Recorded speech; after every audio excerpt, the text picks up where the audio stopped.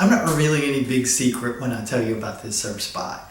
In fact, it's the first view that most tourists get of the Galveston beachfront in the Gulf of Mexico.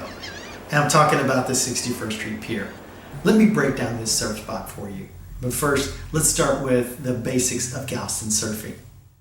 Galveston Island is essentially a sandbar that sits 1 mile off the Texas coast, and it's situated geographically northeast to southwest. To be honest, this place has a reputation of having subpar surf, and Surfline says that Galveston surf is poor and inconsistent. But let's start our breakdown with the color and the clarity of Galveston waves. The main culprit for Galveston's brown beach water is the Mississippi River, which spills tons of sediment into the Gulf each day.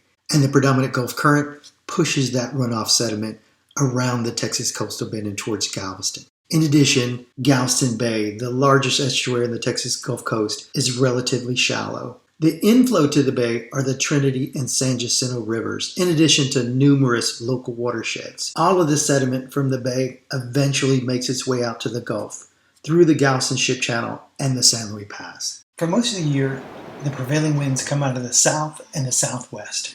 And those two directions churn up the silt on the bottom of the seabed and give Galveston waves their typical brown color. Okay, let's talk about the factors that affect the size and the quality of Galveston waves. Now, all of Texas is an exposed beach break, but recent beach replenishment projects here have resulted in Galveston having an even more gently sloped seabed. And of course, that gentle slope means small, mushy waves that don't have much power. Making matters worse, Galveston doesn't have a season in which large storms track across the Gulf to give us any potential for groundswell.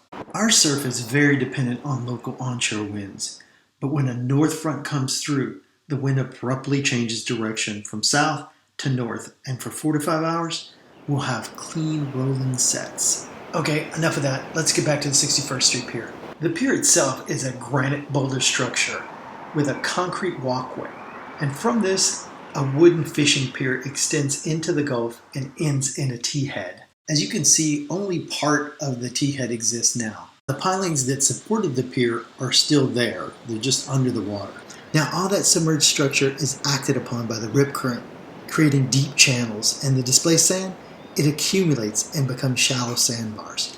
Now, it doesn't happen consistently, but every once in a while, the difference between the deep channel and the shallow sandbar is great enough to create a plunging wave. But generally, the biggest waves break about 10 yards just northeast of the concession stand on the pier. But there are sandbars 25 to 50 yards from that location that produce some smaller but really fun waves. That area has both left and rights. Now I realize Galveston's never going to be thought of as a surfing mecca.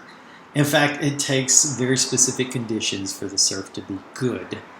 But when those conditions occur, and if you are ready and willing to pounce, you can have yourself a really fun session. Major bummer, they do enforce this rule during the tourist season, unless you get there early, before 10 a.m., or you stay late after 6 p.m. And another thing, there's only paid parking at this location. But on the plus side, if you've forgotten anything, Southern Spear Surf Shop is right across the street.